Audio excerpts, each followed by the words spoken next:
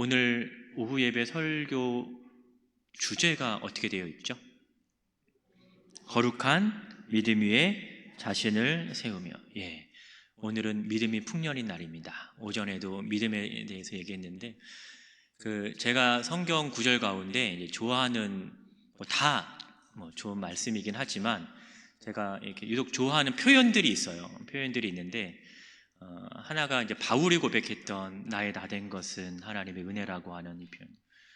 이 은혜는 정말 제가 소중하게 여기는 표현이고요. 그 다음에 이제 또 하나의 표현이 바로 뭐냐면 오늘 주보에 실었던 이게 이제 20절에 있는 말씀인데, 너희는 너희의 지극히 거룩한 믿음 위에 자신을 세우며.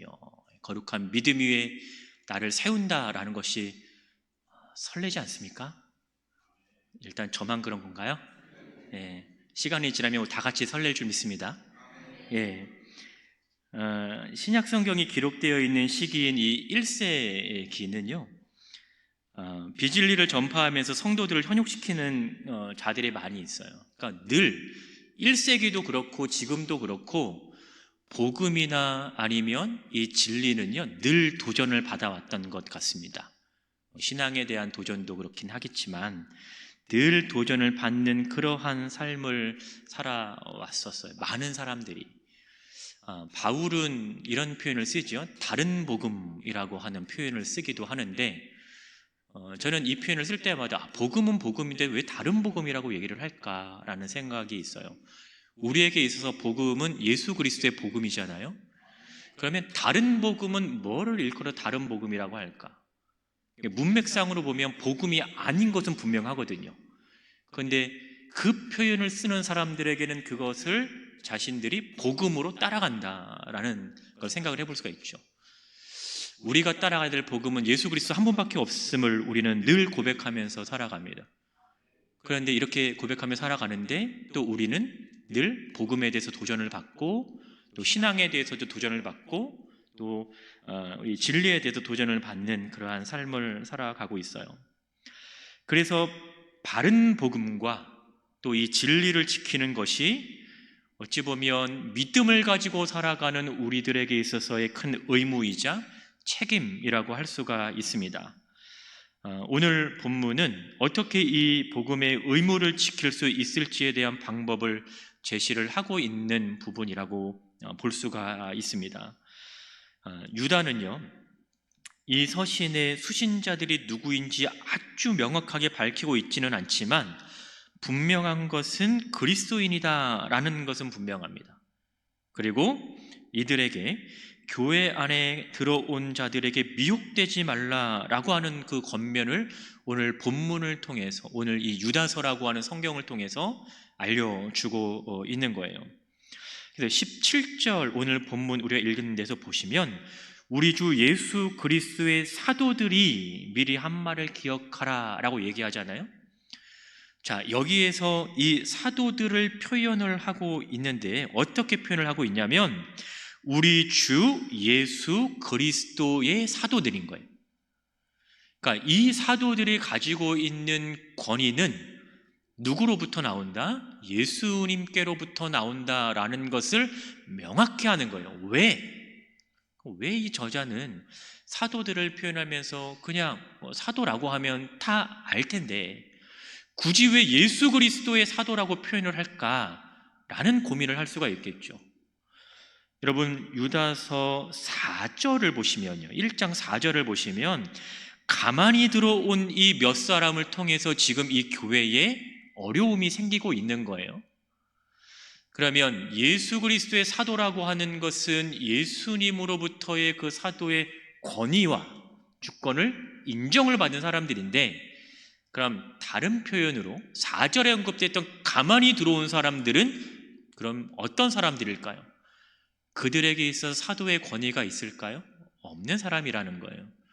그들에게 있어서 예수 그리스도의 보냄을 받은 사람들일까요? 그렇지 않다라는 것을 대조적으로 보여주고 있는 거죠.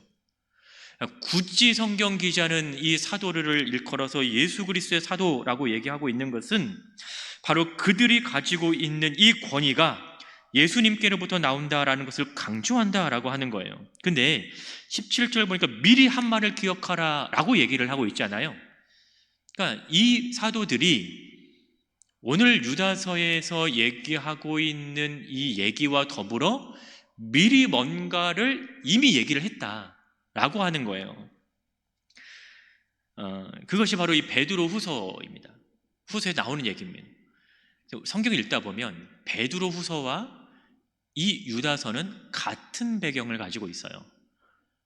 그래서 이제 같이 보면 되게 도움이 많이 되기는 하는데, 이 베드로서 3장에 이 유다가 이 글을 쓰기 이전부터 사도들은 거짓 교사들, 거짓 선지자들이 나타날 것을 얘기를 하고 있다는 거예요.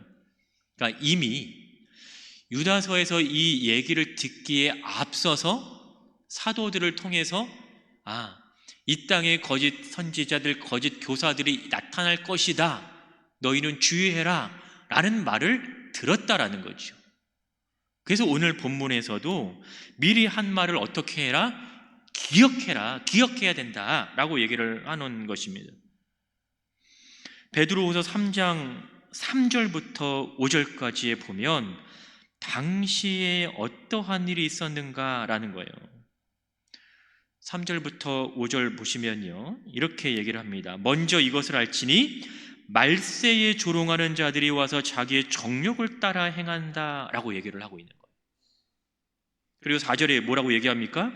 주님께서 오신다라고 하는 약속이 어디 있냐? 분명히 예수님께서 다시 오신다 했잖아요. 그런데 그 약속을 너희가 어디서 찾을 수 있느냐라고 반문하는 것은 재림에 대한 것을 불신한다라는 얘기인 거예요. 5절에도 보시면 하늘이 옛적부터 있는 것과 땅이 물에서 나와 물로 성립된 것도 하나님의 말씀으로 된 것을 그들이 일부러 잊으려 한다라고 얘기하는 거죠. 그러니까 이미 이 당시에는 이러한 상황 가운데에 이들이 놓여 있다라는 거예요. 그리고 기독교 신앙의 공동체들이 이러한 상황에 있음을 여기서는 얘기를 하고 있는 거죠. 즉 본문 17절에서는 이미 거짓 선지자들에 대한 경고가 있었고, 또 그들이 이곳에 와서 어떠한 일을 행할 것이다 라는 것을 알려주고 있기 때문에 그러한 가르침에 미혹을 받지 말아야 된다라는 것을 오늘 이 유다서의 기자는 알려주고 있는 거죠. 여러분, 무엇이 잘못된 것인지를 우리가 알아야 대처를 할 수 있는 거잖아요. 그러면 여기에서 나타나고 있는 이 거짓 선생들은 과연 진리를 가진 자들과 어떤 차이점이 있는가라는 거예요. 오늘 본문 18절부터 19절을 보면 거짓 선생들의 특징을 보여주고 있는데, 여러분 18절을 보세요. 이렇게 얘기를 합니다.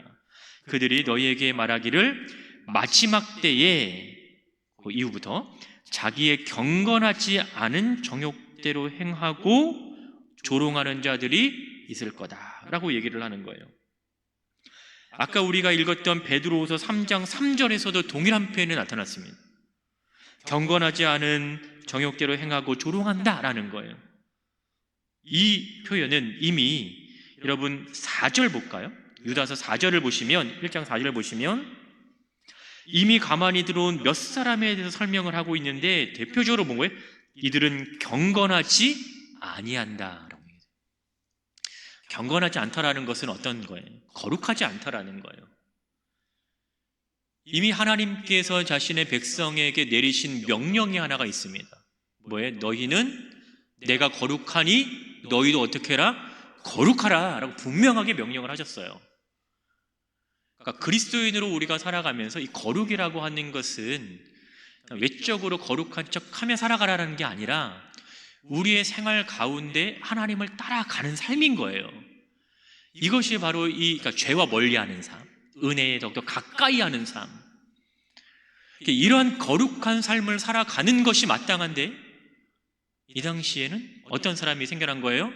경건하지 않은, 거룩과는 거리가 멀리 있는 사람들이 생겨나기 시작을 했다라는 거죠. 왜요? 이들은 하나님을 두려워하지 않았다라는 거죠. 그래서 자신들의 생각이나 아니면 자신들의 정욕을 따라서 생활하면서도 아무런 거리낌 없는 삶을 살아왔던 겁니다.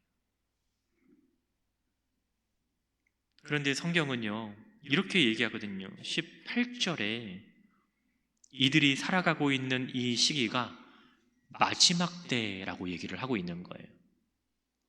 마지막 때는 언제일까요? 종말의 때인 거잖아요. 지금 종말의 때라고 들어온 지가 여러분 얼마나 오래됐어요? 네. 일단 저도 어렸을 때부터 종말 말세 이런 표현 되게 많이 들었거든요. 근데 이미 저보다 이 인생의 연륜이 많으신 분들도 이미 종말이라는 때를 많이 들었는데, 이 종말이라고 하는 이 마지막 때라고 하는 이 표현이 이미 2000년 전부터 있었던 거예요. 그러니까 그때부터 예수님의 다시 오심을 사실 기다리는 시기가 되는 거죠. 그렇다라고 하면 여러분이 이 마지막 때라고 하는 것이 얼마나 소중한가, 귀중한가라는 걸 알 수 있는 거예요.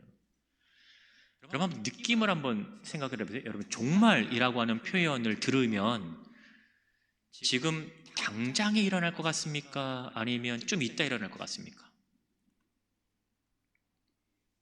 저랑 눈싸움을 하자는 건 아닐 거고요.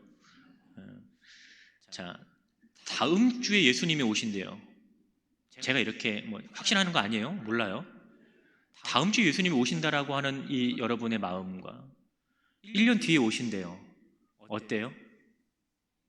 일단 다음 주에 오시면 우리가 생활이 많이 분주해지지 않겠습니까? 뭔가 한번 뭘 해야 되겠죠. 근데 만약 1년 뒤에 오신다 하면 일단 시간은 많이 남았어요. 여유가 있어요. 그러면 생활에 있어서도 느슨함이 시작이 되는 거죠. 그런데 이미 2000년 전부터 이 마지막 때, 종말의 때라는 표현을 지금 우리는 2000년 동안 이 기독교인들이 쓰고 있다라는 거죠. 여기서 말하는 건 뭐냐면 예수님이 언제 오시는가, 이게 언제 그 때가 우리가 여기에 이게 포커스를 두는 것이 아니라 우리는 지금 종말의 시기를 살아가고 있다라는 것이 더 중요한 거예요. 예수님이 오실 때를 기다리면서 우리는 지금 마지막 때를 살아가고 있다는 것에 우리는 더 우리의 초점이 맞추어져야 하는 거죠. 그래서 신학교에서는 이 때를 긴장의 시대라고도 얘기를 합니다. 늘 긴장을 놓칠 수 없는 거예요. 언제 예수님이 올지 모르잖아요. 그러니까 우리는 늘 이 종말과 이 마지막 때를 살아가는 이 삶을 살아가고 있습니다. 근데 여기에서도 보니까 이 마지막 때를 살아가면서도 이들은 뭐예요? 자신의 경건하지 않은 정욕대로 지금 행하고 있다라는 거예요. 얼마나 느슨한 삶을 살아가고 있어요. 하나님을 얼마나 의식하지 않고 살아갑니까? 이 날이 언제가 될지 모르기 때문에 믿는 자들은 더욱 하나님을 두려워할 줄 알아야 하는 거죠. 여러분 여기서 유다가 말하고자 하는 것은 하나님을 두려운 존재로만 인식하라는 것이 아니고요, 그 하나님이 두렵기 때문에 죄와 멀어지라고 하는 그 얘기를 하는 거예요. 진리를 따라가야 된다, 복음을 따라가야 된다, 너희의 믿음을 지켜야 된다라고 얘기를 하고 있는 거죠. 그런데 거짓 선생들은 오히려 진리를 왜곡시키죠. 복음이 아닌 거짓된 것을 따라가고 있는 것을 보일 수가 있습니다. 또 19절 보니까 뭐라고 얘기합니까? 분열을 일으킨다라고 얘기를 합니다. 여러분 분열을 일으킨다라고 하는 것은 당을 짓는 표현인 거예요. 고린도전서 1장 12절에도 보면요, 이 고린도 교회가 당을 짓는 표현이 나타나죠. 나는 바울에게 속해 있고, 누구는 아볼로에게 속해 있고, 누구는 게바에게 속해 있고, 또 누군가는 나는 그리스도에게 속해 있다라고 얘기합니다. 여러분은 누구에게 속해 있습니까? 예수에게 속해 있죠. 그런데 옆에 있는 분은요, 그분도 예수님에게 속해 있는 분이죠. 앞에 있는 분은요, 그분도 역시요. 하나됨이 교회 안에서 파괴가 되고 있다는 거예요. 당을 짓는 거, 분열이 된다는 거예요. 예수 우리는 예수 그리스도의 지체, 몸된 교회의 지체잖아요. 그러면 그 지체가 모여서 하나의 몸을 이루잖아요. 그 우리 안에 나뉘어짐이 있을 수 없다라는 것을 분명히 우리는 알고 있는 거예요. 근데 오늘 성경 본문에서는요, 뭐라고 얘기합니까? 분열을 일으킨다. 그 사람들이 어떻게 소개가 되고 있냐면 육에 속한 사람들인 거예요. 좀 더 정확히 말하면 이들은 성령이 없는 자다라고 얘기를 분명하게 하고 있습니다. 근데 문제는 뭐냐면 이것이 교회 밖의 일이 아니라는 거죠. 교회 안에서 지금 이러한 일이 일어나고 있다라는 것입니다. 성령이 없다라고 하는 것은요, 성령의 지배를 받지 않는다라는 말 똑같잖아요. 성령의 지배를 받지 않는다라는 것은요, 하나님의 뜻을 알지 못한다라는 말과 똑같습니다. 그렇기 때문에 육신이 원하는 대로 하게 되는 것이고, 하나님을 의식하지 않는 삶의 모습이 그들 가운데 나타날 수밖에 없는 겁니다. 결국 이들은 자신들을 그리스도인이라고 말하고 있겠지만 결국은 성령을 소유하지 못하는 불신자와도 같은 삶을 살아가고 있는 거예요. 그래서 오늘 성경에서는 가만히 들어온 사람들이라고 표현을 하면서도 이 사람들을 보다 더 구체적으로 이렇게 얘기를 하는 거예요. 분열을 일으키는 자다. 육에 속한 사람이다. 성령이 없는 사람이다. 이렇게 얘기를 하고 있는 거죠.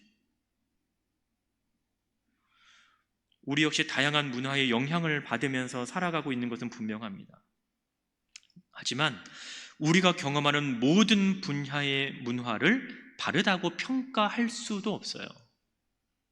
따라서 우리가 신앙으로 깨어있지 않으면 우리도 세상의 질서 가운데 빠질 수밖에 없고, 세상의 가치에 내가 좀 더 가까이 다가갈 수밖에 없고, 어찌 보면 우리도 성령이 없는 자들과 똑같은 모습으로 살아갈 수 있다라는 거예요. 이에 오늘 본문은 우리에게 이러한 잘못된 진리를 배척하기 위해서 어떠한 모습으로 살아가야 하는지를 알려주고 있는 겁니다. 바로 20절에 보니까 그 첫째가 뭐냐면 아까 말씀드렸던 너희의 지극히 거룩한 믿음 위에 누구를 세워라? 너희 자신을 세워라 라는 거예요. 이전 성경 한글 개역 성경에서는 건축하라 라고 얘기를 합니다. 세운다라는 표현을. 건물을 지을 때 튼튼한 기초 위에 건물을 건축하는 것처럼 우리의 믿음과 신앙이 외부로부터 악한 영향에 흔들리지 않도록 하기 위해서는 튼튼한 기초가 필요하다라는 거죠. 그런데 오늘 성경에서는 그 튼튼한 기초가 뭐라고 얘기하고 있어요? 너희의 믿음이라고 하는 거예요. 그 믿음은 누가 주셨어요? 주님이 주신 그 믿음이라고 하는 것이죠. 그런데 이 믿음을 조금 더 구체적으로 성경은 표현하잖아요. 거룩한 믿음이라고 얘기를 합니다. 그러니까 앞서서 언급되었던 육에 속했고 분열을 내고 그 다음에 성령이 없고, 사실 이것과 계속 대조가 되어서 나타나는 거예요. 거룩이라고 하는 표현을 통해서. 그런데 이 거룩한 믿음 위에 너희 자신을 세우라고 얘기를 하는 거죠. 이 거룩한 믿음 위에 너희 자신의 삶을 건축하라 라고 얘기를 하고 있는 거예요. 그렇게 될 때 우리는 흔들리지 않을 수 있다라는 거죠. 그렇게 될 때 우리는 넘어지지 않을 수 있다라는 거예요. 그렇게 될 때 우리는 하나님의 질서 가운데 놓여지게 되는 거죠. 둘째로 제시되는 것은 20절 하반절에 보시면 성령으로 기도한다라고 얘기를 합니다. 기도 생활이 끊어지면 마치 에너지를 공급하는 전원이 차단되는 것과 같습니다. 여러분, 에너지가 없는데 우리가 어떻게 움직이고 활동할 수가 있겠어요? 우리에게 있어서 여러분 에너지는 무엇입니까? 바로 하나님의 말씀과 기도인 거예요. 여러분, 성령으로 충만하다라고 하는 것은 바로 우리가 예수님을 믿는 증거인 거예요.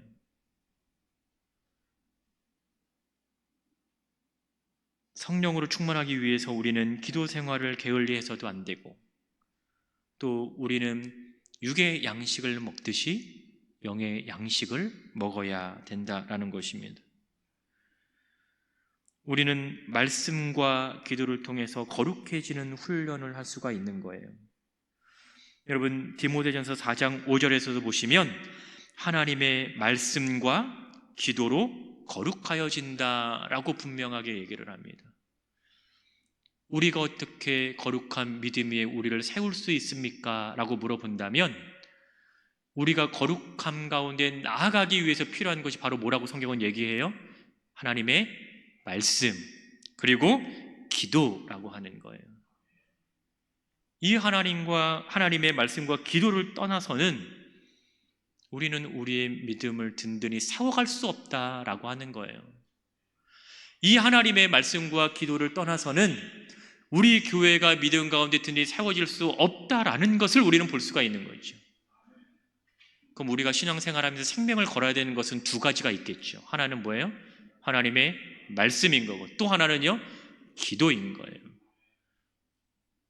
성령의 인도하신 가운데 이 하나님의 말씀과 이 기도를 통해서 우리가 나아가야 될 방향을 알게 되는 것이고, 우리가 서 있어야 할 그 자리를 우리가 깨닫게 되는 거지요. 여러분, 주보 다 갖고 계시잖아요? 주보를 한번 이렇게 살짝 펴보세요.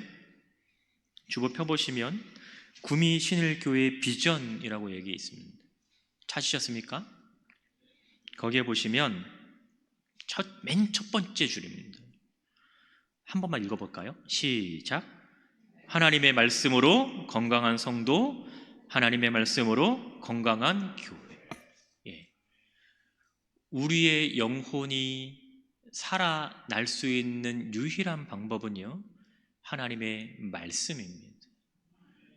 우리 교회가요, 건강해질 수 있는 유일한 방법은 하나님의 말씀밖에 없습니다.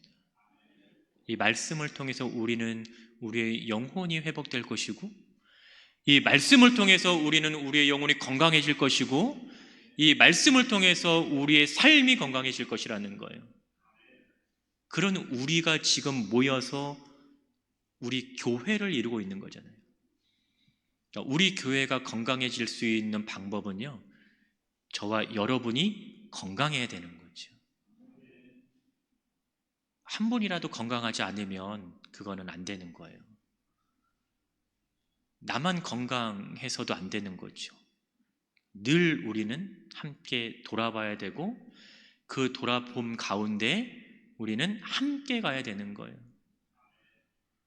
여러분, 과일 샀는데 썩으면 그 과일을 거기에 그냥 내버려 두지 않잖아요.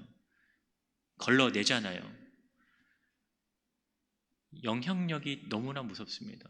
그래서 우리 모두가 다 건강한 교회를 지향해야 된다라는 거예요. 그 건강을 위해서 저는 끊임없이 하나님의 말씀을 강조할 거고, 끊임없이 기도를 강조를 하게 될 것입니다. 이것이 우리가 살아갈 수 있는 유일한 방법인 거예요. 우리는 진리를 가지고 있잖아요. 우리는 복음을 가지고 있잖아요. 이 복음을 가지고 있기 때문에 다른 복음을 알 수 있는 거예요. 우리가 진리를 가지고 있기 때문에 잘못된 진리를 우리는 구별할 수 있는 거죠. 세 번째는 21절 보시면 이렇게 얘기합니다. 하나님의 사랑 안에서 자신을 지킨다라고 얘기합니다. 이것은 내가 하나님의 사랑을 받을 만한 자격이 없지만 그럼에도 불구하고 하나님께서는 나를 사랑하신다라고 하는 그 사실을 깨닫는 거예요. 하나님께서는 이미 우리에게 자신의 헌신적인 사랑을 보여주셨습니다. 우리에게 예수 그리스도를 내어주셨죠. 또 예수님께서는 우리를 위해서 자기 자신을 십자가에 내어 주셨습니다. 그렇게까지 우리를 사랑하신 거예요. 그 사랑을 우리는 깨달아야 하는 거지요. 단순히 지식으로 깨닫는 것이 아니라 하나님께서 우리에게 주신 그 믿음을 통해서 우리는 깨닫게 되는 것입니다. 자격이 없음에도 나를 사랑하시는 그 하나님의 사랑을 깨달을 때 이것보다 더 감사한 것이 어디 있겠어요? 우리가 예수 그리스도를 포기할 수 없는 분명한 이유는 그분께서 우리를 선택하시고 택하셨기 때문에 그러는 거예요. 우리가 그분을 선택한 것이 아니고요. 그분이 우리를 선택하셨기 때문에 우리는 다른 곳으로 갈 수 없는 것입니다. 다른 곳으로 가시려고 하시는 분들을 미리 포기하세요. 힘만 들어요. 네, 힘만 들어요. 시간만 흘러갑니다. 근데 신기한 건 뭔지 아세요? 결국 내가 있어야 할 자리로 오게 된다라는 거예요. 왜 그럴까요? 하나님이 우리를 붙잡고 계시다는 증거이죠. 그 확신 가운데 살아가는 여러분 되시기를 주의 이름으로 축원합니다. 네 번째 21절 하반절 보니까 영생에 이르도록 예수 그리스도의 긍휼을 기다린다라고 얘기합니다. 영생이라는 것, 영원한 생명은 언제? 종말의 시대를 살아가고 있다는 것을 우리로 하여금 기억하게 하는 거예요. 이것은 다시 오실 예수 그리스도를 우리로 하여금 기다리는 그런 자세를 얘기합니다. 여러분, 긍휼이라고 하는 것은 불쌍히 여김을 받는 거잖아요. 우리가 불쌍히 여김을 받아야 되는 이유는 왜 그렇습니까? 바로 하나님의 은혜가 아니면 우리는 주 안에서 예수 그리스도에 대한 소망을 가질 수 없기 때문에 그렇습니다. 그래서 우리는 다시 오실 예수 그리스도를 기다리면서 오늘도 묵묵히 걸어가고 있는 거죠. 나의 주어진 사명에 따라서, 그 부르신 소명에 따라 우리는 맡기신 그 사명을 향해 나아가고 있는 거예요. 예수님께서 다시 오시는 그날 우리는 영원한 안식과 참된 평안을 경험할 수 있습니다.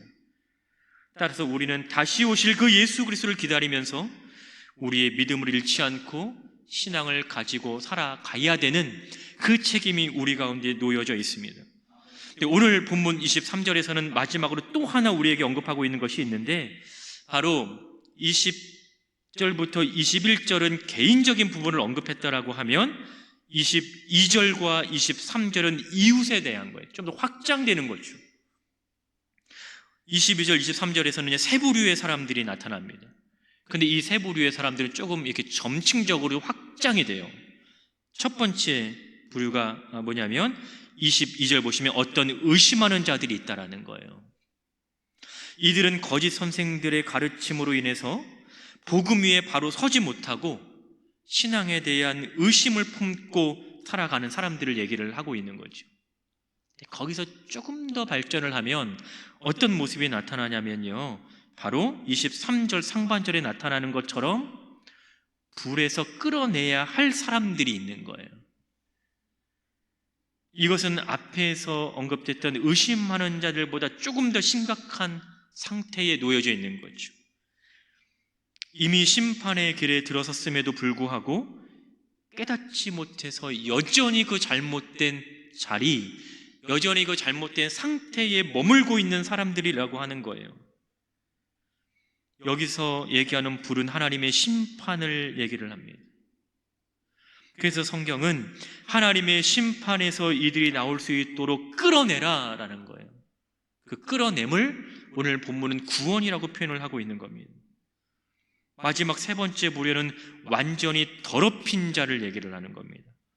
23절 끝에 보니까 육체로 더럽힌 옷을 입은 사람들인 거예요. 이것은 거의 거짓 선생들 수준에 머물고 있는 사람들이라고 볼 수가 있는 거죠. 여기서 거짓 선생님들은 지금 어떻게 모습이 나타나고 있어요? 자신들만 잘못된 길로 걸어가는 것이 아니라 그 누군가에게 다른 복음을 전하면서 다른 사람들도 그 거짓된 잘못된 길로 끌고 가는 사람들인 거예요. 더럽혀진 옷이라고 하는 것은 그들의 방탕한 생활로 인해서 제약된 실상을 의미하고 있는 표현이라고 하는 거죠. 그런데 이들 모두에게 가져야 되는 공통된 마음이 있습니다. 바로 긍휼히 여겨야 된다라고 성경은 얘기하고 있는 거예요. 나만 거룩한 믿음에 세우는 것이 아니라, 나만 거룩한 길로 나아갈 것이 아니라, 누군가가 그렇지 못한 삶을 살아가고 있다라고 하면 책임이 누구에게 있다? 우리에게 있다라는 거예요. 우리 주변에 믿음에 연약한 자가 있다면 그들 역시도 복음 위에 든든히 설 수 있도록 해야 하는 것도 우리가 해야 할 일이라는 것이죠. 그래서 공동체라고 하는 겁니다. 한 명이 있다고 공동체라고 얘기하지 않잖아요. 일단 2명 이상이 돼야 돼요. 우리는 지금 여기 앉아 계신 분들 통해서 우리는 공동체를 지금 이루고 있습니다. 그러면 나만 거룩한 믿음에 세울 것이 아니라 나와 함께 신앙생활하는 그분들도, 그리고 아직까지 복음을 듣지 못하는 많은 사람들도 복음의 자리에 참여할 수 있도록 우리에게 맡겨진 역할이 있다라고 하는 것입니다.